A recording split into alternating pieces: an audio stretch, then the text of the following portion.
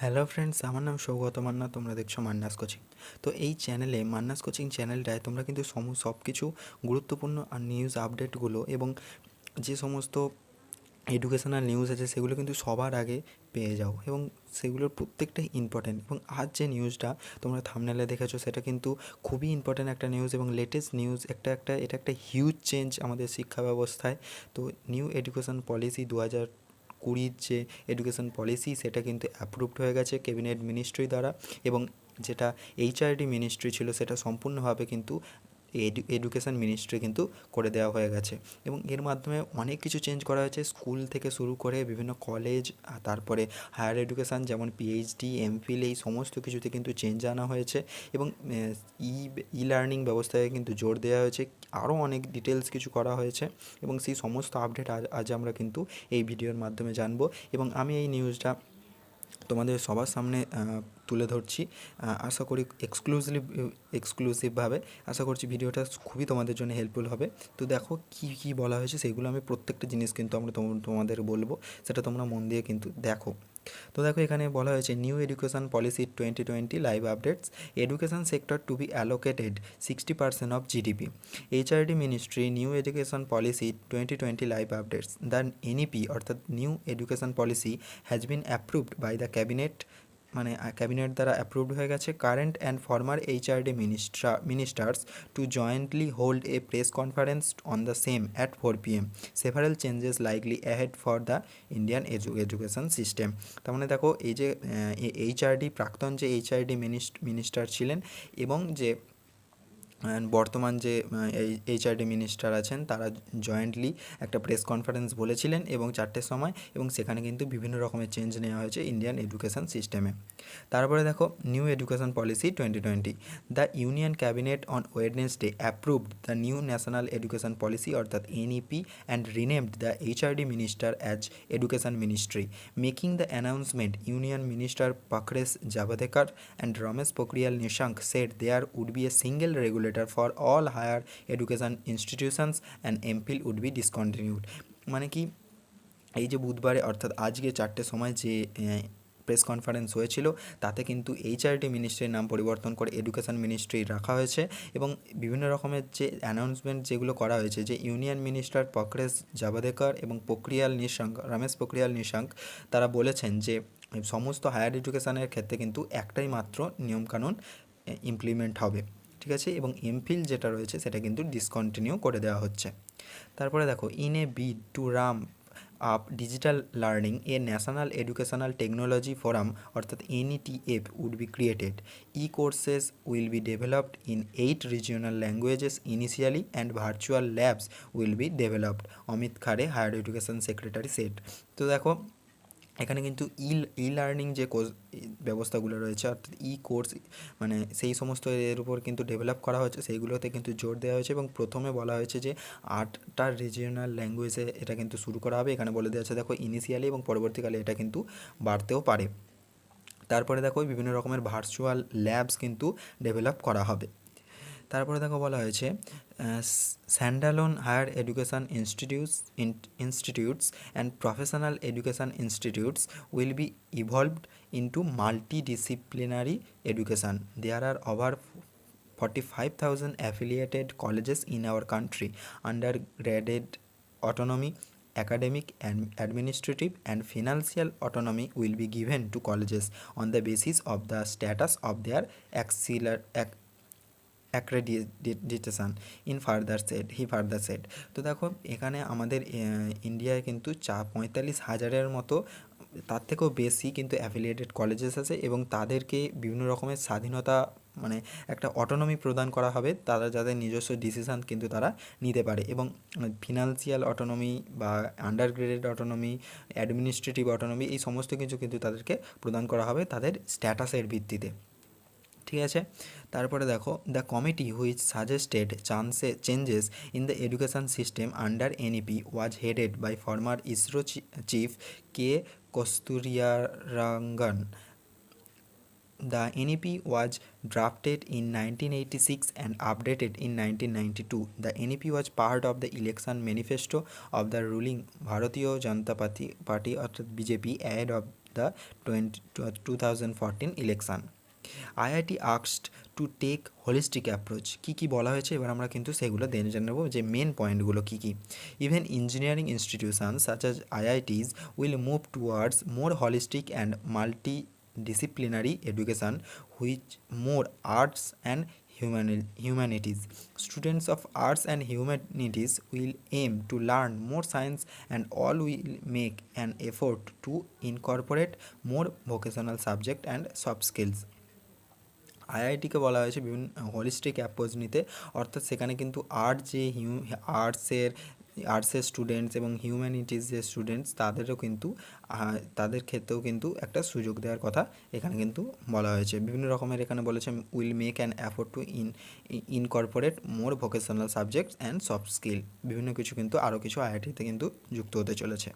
তারপর দেখো music arts and literature to be taught in all colleges, department in languages, literature, music, philosophy, Indology, art, dance, theatre, education, mathematics, statistics, pure and applied sciences, sociology, economics, sports, translation and interpretation etc.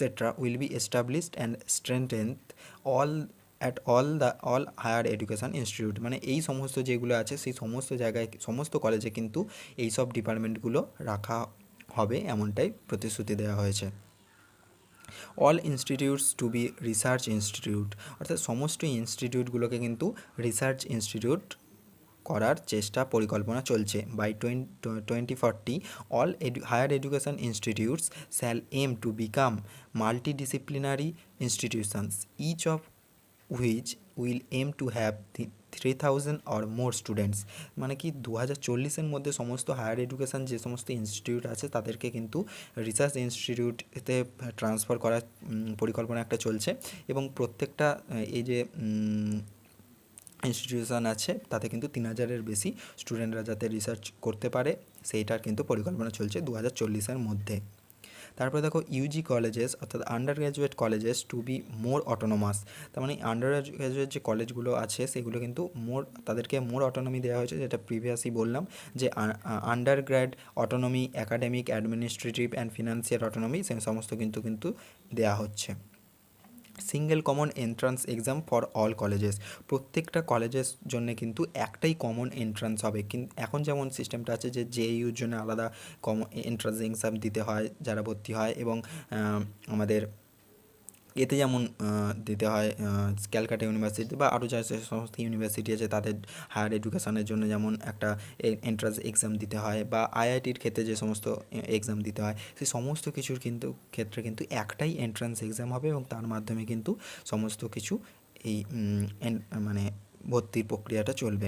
এখানে বলা হচ্ছে the common entrance exam for all higher education institute to be held by NTA, the exam will be optional and not mandatory, এক্সামটা কিন্তু optional, mandatory করা হচ্ছে না। report card to have assessment by teacher peers, life skills to be taught every year, report card to have reviewed from teachers, peers and students as well, review assessment of performance, AI based assessment of each year to be given to the students, এবং এখানে কিন্তু AI অর্থাৎ artificial ইন্টেলিজেন্সের কিন্তু এখানে প্রয়োগ হতে চলেছে বিপুল মাত্রায়, এবং প্রত্যেক ইয়ারে বিভিন্ন রকমের স্কিল শেখানো হবে স্টুডেন্টদেরকে, এবং রিপোর্ট কার্ড যেগুলো হবে সেগুলো কিন্তু টিচার্স, পিয়ার্স এবং স্টুডেন্টসদের দ্বারা কিন্তু রিভিউ করা হবে। তারপরে দেখো board exam patterns to change, এবং বিভিন্ন রকমের যে বোর্ড এক্সাম রয়েছে সিবিএসসি, আইসিএসসি, বিভিন্ন রকমের যে মানে আমাদের সরকারি যে বোর্ডগুলো রয়েছে সেইগুলো কী বলা হচ্ছে দেখো, board exam to undergo a huge change like mathematics for CBSE, all courses to be offered in 2 languages, the board exam across states to test knowledge application and not rote learning for each subject to test objective and descriptive exam, ঠিক আছে। এই সমস্ত ক্ষেত্রে কিন্তু এই change করা হচ্ছে, অর্থাৎ বোর্ড এক্সামে কিন্তু হিউজ চেঞ্জ হচ্ছে। তারপরে দেখো coding from class 6, no divide in streams, mathematical thinking, scientific temper to be part of course, co-curriculum subjects like sports, vocational arts, commerce, science, everything will be at the same level. Students can opt for courses as per choice. Students to be allowed to take up coding from class 6. তাহলে দেখো এখানে একটা স্টুডেন্টসদেরকেও কিন্তু একটা স্বাধীনতা দেওয়া হচ্ছে, অর্থাৎ আমরা যেমন মাধ্যমিক পর্যন্ত আমাদেরকে সমস্ত সাবজেক্ট কিন্তু শিখতে হতো এবং মাধ্যমিকের পরেই কিন্তু আমরা 11-12 ক্ষেত্রে আমরা আমাদের স্ট্রিম কিন্তু চুজ করতে পারতাম। কিন্তু এখানে দেখো ক্লাস যে একেবারে লোয়ার লেভেল থেকেই ক্লাস 6 থেকেই তারা কিন্তু সমস্ত কিন্তু কিছু তারা কিন্তু চুজ করতে পারবে। Sports, vocational, arts, commerce, science, everything সমস্ত কিছুই কিন্তু তারা যার পছন্দ যেটা নিয়ে পড়তে চায় সেই সমস্ত কিন্তু তারা চুজ করতে পারবে। এবং কোডিং সেটাও কিন্তু ক্লাস 6 থেকে কিন্তু তৈরি হয়ে যাবে, মানে নেওয়া যাবে এবং শিখতে পারবে স্টুডেন্টরা। এখানে দেখো একটা হিউজ চেঞ্জ যেটা করা হয়েছে। আমাদের যেমন 10+2 সিস্টেম ছিল, অর্থাৎ 10 মানে মাধ্যমিক এবং 10+2 মানে যে উচ্চ মাধ্যমিক যেটা আমরা বলি, সেই সিস্টেমে কিন্তু মানে ডিভিশন আনা হয়েছে এবং ডিভাইডেড করা হয়েছে 5+3+3+4 format. The new NEP changes the school education system to 5+3+3+4 format. This means the first 5 years of the school will comprise of the foundation stage, including 3 years of pre-primary school and class 1 and class 2. তারপরে দেখুন বলা হয়েছে যে প্রথম 5 year of the school will comprise of the foundation stage, এবং সেইটাকে বলা হবে ফাউন্ডেশন স্টেট, ইনক্লুডিং কোনটা 3 ইয়ার্স অফ প্রি প্রাইমারি যে 3টে বছর, এবং ক্লাস 1 এবং ক্লাস 2টাকে নিয়ে 5টা বছর। The next 3 years will be divided into A preparatory stage from class 3 to 5, এবং 3 to 5 থেকে সেটা কিন্তু আলাদা একটা স্টেজ হবে। লেটার 3 ইয়ার্স পরবর্তী যে 3 ইয়ার রয়েছে যেটা হচ্ছে ক্লাস 6 to 8, সেইটাকে বলা হচ্ছে মিডল স্টেজ, এবং 4 years of secondary stage class 9 to 12কে কিন্তু যে আর একটা স্টেজে ভাগ করা হয়েছে সেটাকে বলা হচ্ছে secondary stage. Schools will not have any rigid formation of streams of arts, commerce, science. Students can take up whichever courses they want, মানে স্কুল কিন্তু কোনো রকম বিভিন্ন রকমের যে এখানে বলা হচ্ছে যে স্টুডেন্টরা তাদের ইচ্ছা মতো কমার্স, আর্টস, সায়েন্স সমস্ত কিছু কিন্তু তারা নিতে পারে। স্কুলের তরফ থেকে কিন্তু কোনো রকম মানে বিধিনিষেধ বা কোনো নিয়মকানুন কিন্তু থাকবে না। স্টুডেন্টসদের ইচ্ছে মতো এই সমস্ত কিন্তু করা হচ্ছে, মানে স্টুডেন্টসের একটা স্বাধীনতা দেওয়া হচ্ছে।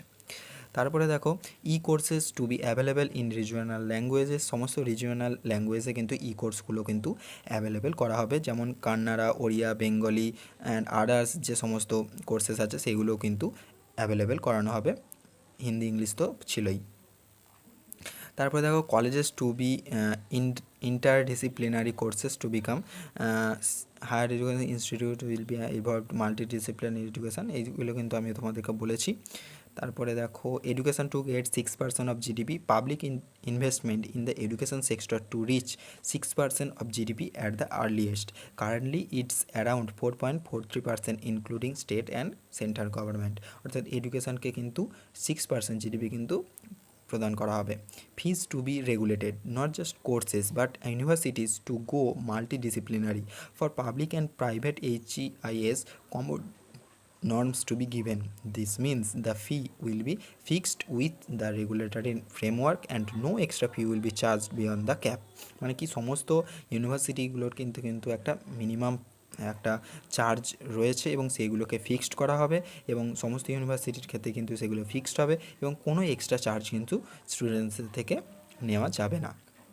আচ্ছা, এখানে যে গুরুত্বপূর্ণ একটা নিউজ আছে সেটা হচ্ছে এমফিল ডিসকন্টিনিউ করা হচ্ছে, যেমন হচ্ছে multiple entry exit points, MPhil to be discontinue, to pursue research MPhil will not be allowed, all courses at UG, PG, PhD level to be interdisciplinary. তার মানে ইউজি, পিজি যে পিএইচডি লেভেল সেই সমস্ত কিছু কিন্তু থাকছে, কিন্তু এমফিলটা কিন্তু অ্যালাউ করা হবে না, এমফিলটা কিন্তু ডিসকন্টিনিউ করা হচ্ছে।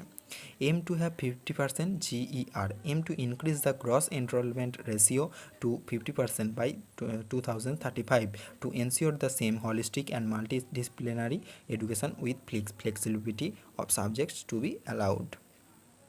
NEP to be available in 22 languages and audio books, 22 ল্যাঙ্গুয়েজে কিন্তু NEP অ্যাভেলেবেল রয়েছে এবং বিভিন্ন অডিও বুকসের মাধ্যমে কিন্তু অ্যাভেলেবেল রয়েছে, তোমরা সেগুলো কিন্তু দেখে নিতে পারো।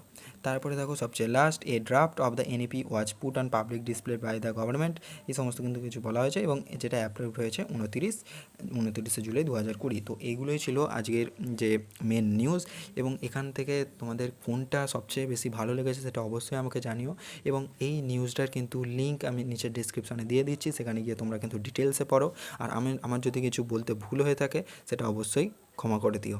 আর এখান থেকে কিন্তু আশা করা যাচ্ছে যে আমাদের যে এডুকেশান সিস্টেম সেটা কিছুটা হলেও আমাদের চেঞ্জ হবে, এবং এখানে কিন্তু লার্নিং প্ল্যাটফর্মকে কিন্তু গুরুত্ব দেওয়া হচ্ছে, এবং পরবর্তীকালে বোঝা যাচ্ছে যে যে আমাদের লার্নিং প্ল্যাটফর্ম সেটা কিন্তু সমস্ত জায়গায় কিন্তু অ্যাপ্লিকেবল হতে চলেছে, বেশ কিছুটা জায়গা কিন্তু সেটা দখল করতে চলেছে, এবং এটা একটা খুবই ভালো নিউজ। তো আমাদের এখানেও কিন্তু টেকনোলজিকে বিদেশের মতো কাজে লাগানো হচ্ছে। তো দেখো পরবর্তীকালে আরও কী সমস্ত জিনিস আসে এবং কী সমস্তটা স্টুডেন্টসের জন্য কতটা ভালো হয় সেটাই এখন দেখার, এই সমস্ত কিছু কতটা ইমপ্লিমেন্ট হয়, এবং এটা ইমপ্লিমেন্ট হতে যদিও কিছুতে সময় লাগবে, তো সেটারই অপেক্ষা আমাদের রয়েছে। আশা করি ভিডিওটা তোমাদের ভালো লাগলো। ভিডিওটা খুব নলেজেবল এবং হেল্পফুল হয়ে থাকলে ভিডিওটাকে অবশ্যই লাইক করো, চ্যানেলটাকে সাবস্ক্রাইব করো এরকম ইম্পর্টেন্ট নিউজ পাওয়ার জন্য। তো আজকের মতো এতটুকুই। Thanks for watching.